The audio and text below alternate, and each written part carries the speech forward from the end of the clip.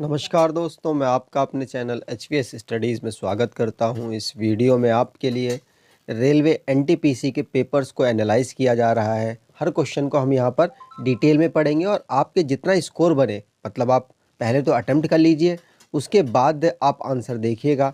जो भी जितना भी आपका स्कोर बने कमेंट बॉक्स में शेयर ज़रूर कीजिएगा।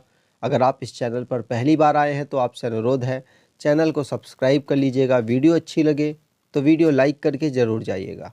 चलिए स्टार्ट करते हैं। पहला question, a dash is defined as the amount of electric charge transported by 1 ampere current in 1 second from one point to another.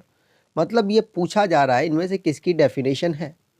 तो आपने पढ़ा होगा कि Q इक्वल टू होता है IT, मतलब Q मतलब है यहाँ पर चार्ज, I मतलब है करंट और T मतलब है टाइम। तो इस फॉर्मूले को आपने पढ़ा होगा और यहाँ पर वही बोला जा रहा है कि 1 एम्पियर करंट को 1 सेकंड में एक पॉइंट से दूसरे पॉइंट में फ्लो करने को क्या कहते हैं? वोल्ट? बिल्कुल नहीं। कैंडेला? बिल्कुल नहीं। कूलाम? बिल्कुल, क्योंकि जो चार्ज की यूनिट होती है वो कूलाम होती है। तो सी ऑप्शन, थर्ड ऑप्शन यहाँ पर सही है। ये क्वेश्चन आपसे पूछा गया था। चलिए, यहाँ पर आप आंसर देख चुके होंगे और पहले सोचता हूँ कि आपने लगा ही लिए होंगे। चलिए इसका भी आंसर दे दीजिए। अब मैं इसको पढ़ता हूँ। विच of the following hormones brings about changes in appearance seen in boys eight the time of puberty. तो प्यूबर्टी, जो बच्चे होते मतलब जो बॉयज़ होते हैं उनमें प्यूबर्टी के समय पर कौन सा हार्मोन रिस्पॉन्सिबल होता है? तो आंसर हो जाएगा टेस्टोस्टेरोन। आप सभी पॉज करके आंसर लगा रहे होंगे, ऐसी उम्मीद कर रहा हूं।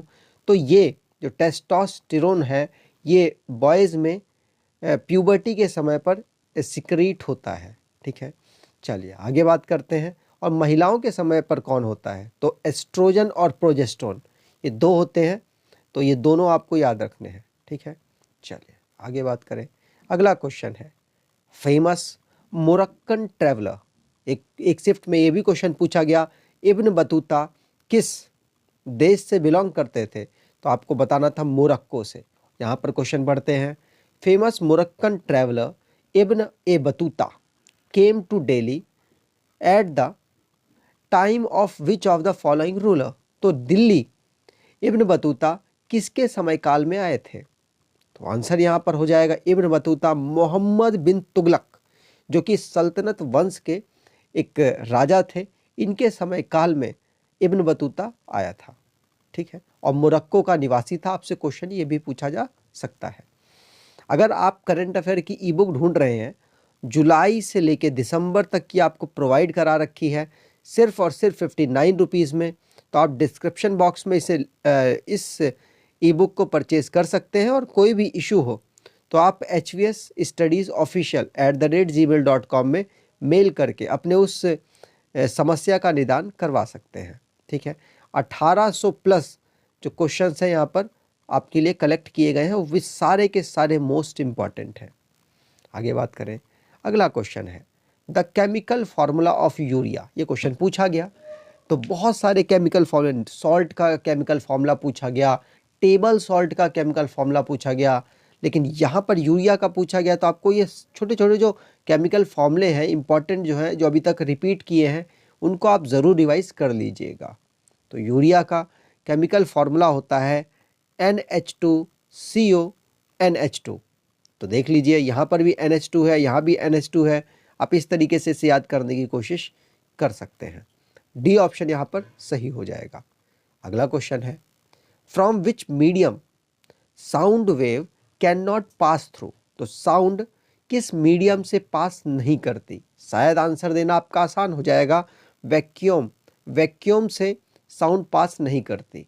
सॉलिड में साउंड बहुत ज़्यादा स्पीड से पास करती है, लिक्विड में उससे कम स्पीड से पास करती है, और गैस में सबसे कम स्पीड से साउंड पास करती है, और वैक्यूम में तो करते ही नहीं है। ठीक है, तो आपको ये बात ध्यान रखनी है। चलिए मैं आपको बता दूं, यहाँ पर दो तरीके की वेव्स होती हैं। एक तो होती है लॉन्गिट्यूडनल और एक होती है ट्रांसवर्स वेव। तो ये पूछा जाता है कौन सी लॉन्गिट्यूडनल वेव है। तो आपको यहाँ पर याद रखना है कि ट्रांसवर्स वेव होती है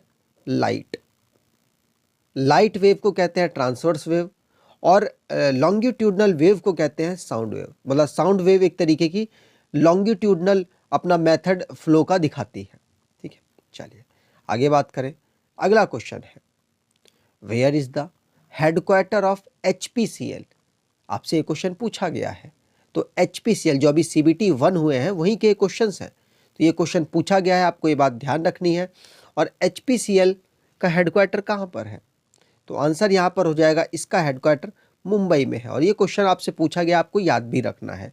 ठीक है, मैं आपको बता दूं, जितनी भी महारत्न कंपनी है इस समय पर 10 महारत्न कंपनियां हैं, उन सभी को आपको हेडक्वार्टर का फाउंड हुए, उनके कौन इस समय पर हेड है, वो सारे याद रखने हैं, एग्ज़ाम के लिए मोस्ट इम्पॉर्टेंट है। और आगे बात करें, मैं आपको इसके बाद जब ये सीरीज़ ख़त्म हो जाएगी उसके बाद रेलवे ग्रुप डी के जो क्वेश्चंस आए हैं उनको इसी सीरीज़ में इंक्लूड कर दूंगा। ठीक है, आगे बात करें तो full form of TCP based on computer. तो कंप्यूटर के अकॉर्डिंग TCP की फुल फॉर्म क्या है? तो आंसर यहाँ पर हो जाएगा ट्रांसमिशन कंट्रोल प्रोटोकॉल। कहाँ पर है? डी ऑप्शन पर है। डी ऑप्शन सही हो जाएगा। आपसे रैम भी पूछा गया एक बार, आपसे रोम पूछा गया, आपसे CPU पूछा गया, आपसे इनपुट आउटपुट डिवाइस पूछा गया, आपसे इंटरनेट पूछा गया कि इनकी डेफिनेशंस क्या हैं, आपको सबकी पता होनी चाहिए। जैसे रैम की बात करें, रैंडम एक्सेस मेमोरी, रोम की बात करें, रीड ओनली मेमोरी, CPU की बात करें, सेंट्रल प्रोसेसिंग यूनिट, जिसको ब्रेन भी कहा जाता है। आपसे ये क्वेश्चन भी पूछा गया। CPU 2 चीज़ों से मिलकर बना होता है, एक ALU और एक कंट्रोल यूनिट। तो ALU क्या होता है? जो अरिथमेटिक मतलब प्लस माइनस वाले चीज़ों को सपोर्ट करता है, और L मतलब लॉजिकल, जो लॉजिक्स होते हैं, मतलब ये इससे बड़ा ये इससे छोटा, इसको सपोर्ट करता है। और यूनिट तो कोई यहाँ पे डिफाइन नहीं करता है। तो अरिथमेटिक लॉजिक यूनिट, ये फंक्शन कहाँ पे CPU के द्वारा कंट्रोल किया जाता है? कंट्रोल यूनिट के माध्यम से। ठीक है, और साथ साथ इनके पास मेमोरी भी होती है, लेकिन वो बहुत कम मात्रा में होती है, जिसको रजिस्टर कहा जाता है। आगे बात करते हैं। हमने आंसर यहाँ पर देख लिया, ट्रांसमिशन कंट्रोल प्रोटोकॉल इसकी TCP की फुल फॉर्म है। अगला क्वेश्चन है, golf discovered by which country. ये क्वेश्चन पूछा गया, गोल्फ किस कंट्री के द्वारा डिस्कवर किया गया था? तो आंसर यहाँ पर हो जाएगा स्कॉटलैंड। स्कॉटलैंड के द्वारा गोल्फ को डिस्कवर किया गया था। ठीक है, स्कॉटलैंड यहाँ पर आंसर बिल्कुल सही है।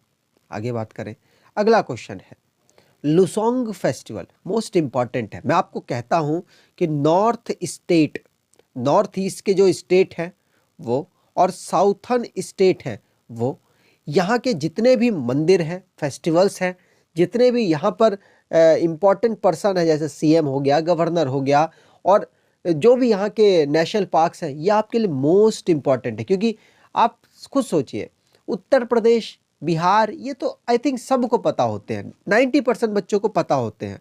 आपको क्या है, आपको यहाँ वाले स्टेट्स के मंदिर, जो इनके फेस्टिवल्स हैं, और जो इनके नेशनल पार्क्स हो गए, वाइल्ड लाइफ सेंचुरीज हो गई, ये आपको याद कर लेनी है, एग्जाम के लिए मोस्ट इम्पॉर्टेंट है।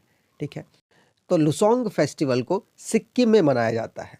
सिक्किम आपके बारे में आपको बताऊं तो सिक्किम को 1974 में सिक्किम के अथॉरिटीज़ ने कहा था कि हम भारत में मर्ज होना चाहते हैं। भारत ने इसको अपने में 1975 में मर्ज कर लिया था। ठीक है, तो 1975 से भारत का सिक्किम एक हिस्सा बन गया था, एक राज्य के रूप में भारत को इसने ज्वाइन किया था। सिक्किम की राजधानी गंगटॉक है। क्या है? गंगटॉक। तो यहाँ पर आप आंसर देख सकते हैं। चलिए आगे बात करें। अगला क्वेश्चन है, who is the first player make consecutive 3 century in world cup. तो वर्ल्ड कप के मैचों के दौरान किस प्लेयर ने दुनिया में लगातार 3 सेंचुरीज मारी हैं? तो ये क्वेश्चन इंपॉर्टेंट है और पूछा भी गया। तो आंसर हो जाएगा कुमार संगकारा। जो कि कुमार संगकारा श्रीलंका के प्लेयर हैं और इन्होंने लगातार 3 सेंचुरी मारी और ये पहले पर्सन ऐसे बन गए वर्ल्ड कप में। ठीक है, चलिए आगे बात करते हैं। अगला क्वेश्चन है वैन भेल फाउंड, मतलब BEL भारत इलेक्ट्रॉनिक लिमिटेड, इसको कब फाउंड किया गया था? तो आंसर यहाँ पर हो जाएगा, इसको 1954 में फाउंड किया गया था। भारत की एक इस वक्त नवरत्न कंपनी है, पहले ये महारत्न हुआ करती थी लेकिन अब ये नवरत्न हो चुकी है। ठीक है, चलिए आगे बात करते हैं। अगला क्वेश्चन है who is Nepal first female president? तो नेपाल की पहली फीमेल प्रेसिडेंट कौन बनी है? तो आंसर यहाँ पर हो जाएगा विद्या देवी भंडारी। विद्या देवी भंडारी इस समय पर नेपाल की प्रेसिडेंट है और ये अभी तक की पहली महिला प्रेसिडेंट नेपाल की बनी है। नेपाल के बारे में बात की जाए तो नेपाल भारत के 5 राज्यों के साथ अपनी सीमा को टच करता है। वो कौन कौन से राज्य हैं? तो आपको बता दूं, उत्तराखंड, उत्तर प्रदेश, बिहार, वेस्ट बंगाल और सिक्किम, ये 5 राज्य हैं जिनके साथ नेपाल भारत के साथ बाउंड्री बनाता है और इनमें से उत्तर प्रदेश ऐसा राज्य है जिसके साथ सबसे लंबी बाउंड्री नेपाल बनाता है। चलिए आगे बात करें। ये सारे क्वेश्चंस आप देख ही रहे होंगे कि करंट अफेयर वाली वीडियो में मैं खूब अच्छे से डिटेल में आपको पढ़ाता हूँ, तो आप इसको वहाँ वाली वीडियो को ज़रूर फॉलो करेंगे जिससे आपको आने वाले वीडियोस, आने वाले एग्जाम्स में बेनिफिट मिल पाए। आगे बात करें, what is another name of Yamuna river? Yamuna river का दूसरा नाम क्या है? तो आंसर यहाँ पर हो जाएगा Kalindi. Kalindi option B option में है तो वो सही हो जाएगा। गंगा भारत की सबसे बड़ी नदी है। गंगा को बाद में पद्मा कहा जाता है, कहाँ पर? बांग्लादेश के एंट्री करने के बाद, और फिर जब ये ब्रह्मपुत्र से मिल जाती है तो इसको मेघना के नाम से बोला जाता है। ठीक है, और उसके बाद जब ये बंगाल की खाड़ी में गिरती है तो ये क्या बन जाती है? ये डेल्टा, सुंदरवन का डेल्टा का निर्माण करती है। यहाँ पर बात की जाए तो यमुना नदी भारत की सबसे बड़ी सहायक नदी है। किसकी? गंगा की सबसे बड़ी सहायक नदी है, जो कि इलाहाबाद, जिसे अब प्रयागराज कहा जाता है, वहाँ पर ये गंगा के साथ मिल जाती है। ये बात भी आपको ध्यान रखनी है। आगे बात करते हैं। अगला क्वेश्चन है the world ocean day is observed on. तो वर्ल्ड ओशियन डे कब मनाया जाता है? आंसर यहाँ पे हो जाएगा 8 जून को वर्ल्ड ओशियन डे मनाया जाता है। ठीक है, ये डेज भी आपको याद करने हैं, एग्जाम के लिए मोस्ट इंपॉर्टेंट है। Ezra cup is related with which sports? Answer हो जाएगा एजरा कफ पोलो के लिए खेले जाने वाला एक कफ है, आपको ये बात ध्यान रखनी है। चलिए आगे बात करें। अगला क्वेश्चन है in which state is Vantawng fall located? तो वंटावंग फॉल किस स्टेट में लोकेटेड है? तो आंसर यहाँ पर हो जाएगा मिजोरम। मैंने आपको बता ही दिया कि जो नॉर्थ ईस्ट और साउथ के स्टेट हैं उनको आपको रिवाइज करके रखना है, उनको आपको याद करके रखना है, क्योंकि वहाँ की जो भी चीज़ है, जो भी प्रकृति से रिलेटेड चीज़ है, जो भी वहाँ के इम्पोर्टेंट पर्सन्स हैं, आपके लिए मोस्ट इम्पॉर्टेंट हो जाते हैं। तो मिजोरम का वंटावंग फॉल है। ठीक है, आगे बात करें। The Sardar Sarovar dam is located in which state? तो सरदार सरोवर डैम किस स्टेट में लोकेटेड है? तो सरदार सरोवर डैम गुजरात में लोकेटेड है, आपको ये बात ध्यान रखनी है। चलिए आगे बात करें। अगला क्वेश्चन है the headquarter of the Asia association of south east nation, मतलब आसियान का आपसे हेडक्वार्टर पूछा जा रहा है। तो आंसर यहाँ पर हो जाएगा जकार्ता, इंडोनेशिया।